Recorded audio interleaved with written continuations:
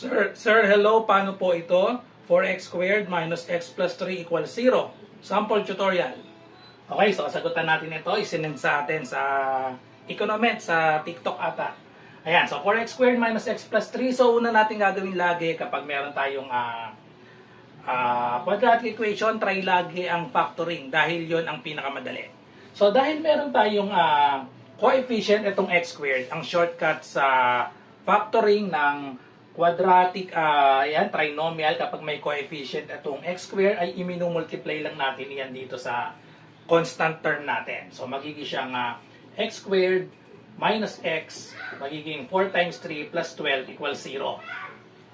So sa una kala ko factorable ito eh. So kasi may factors ang 12 na magiging negative 1 kapag ginawa nating 4 and 3. So 4 and 3 magiging siyang negative 1, di ba? Pero ang sign nitong 12 natin ay positive. So ibig sabihin ang pwedeng maging factors natin positive 4, positive 3 or negative 4, negative 3. So hindi pwede ang factoring dito sa given natin na example kasi nga yung sign nitong 3 ay positive. Kung nagkataon na ang sign nitong 12 ay negative, okay na, factorable na siya. Okay, so dahil nga positive, hindi pwede ang factoring. So ang pinakamaganda na lang na pwedeng gamitin sa example na ito ay pinakamadali ay quadratic formula na lang. Kasi medyo mahirap ito kapag completing the square kasi meron tayong coefficient na 4. I-divide natin both sides by 4 yan. Tapos kukunin natin yung 1/2 netong b. Yung b natin magiging 1/4 kasi dinivide pa sa 4. So medyo komplikado na. So ang pinakamadali na lang gamitin natin ay quadratic formula. So ang quadratic formula, x equals negative b plus or minus square root of b squared minus 4ac all over 2a. Okay, so kuhanin natin ng values ng a, b, and c. So ito yung a natin, coefficient of x squared.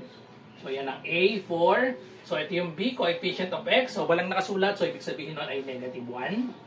And then c is the constant term, positive 3.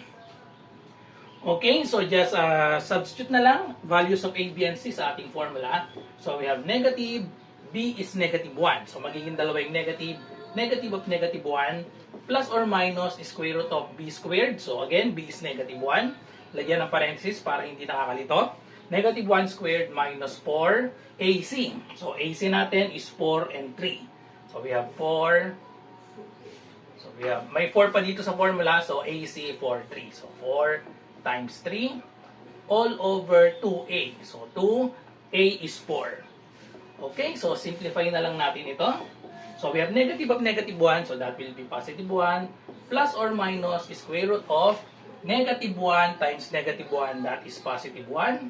So mukhang magkakaroon tayo ng imaginary na sagot. Dahil negative to, 4 times 4, that is 16 times 3. So we have 16 times 3, 48, all over 2 times 4, 8. So therefore, x is equal to 1 plus or minus square root of 1 minus 48. So that is negative 47 over 8. So isa na lang, final answer na tayo. Itong square root of negative 47, hindi naman eksakto dahil meron siyang negative. So gagawin natin siyang square root of 47 times negative 1. Tandaan, ang square root of negative 1, ang symbol para dyan ay I.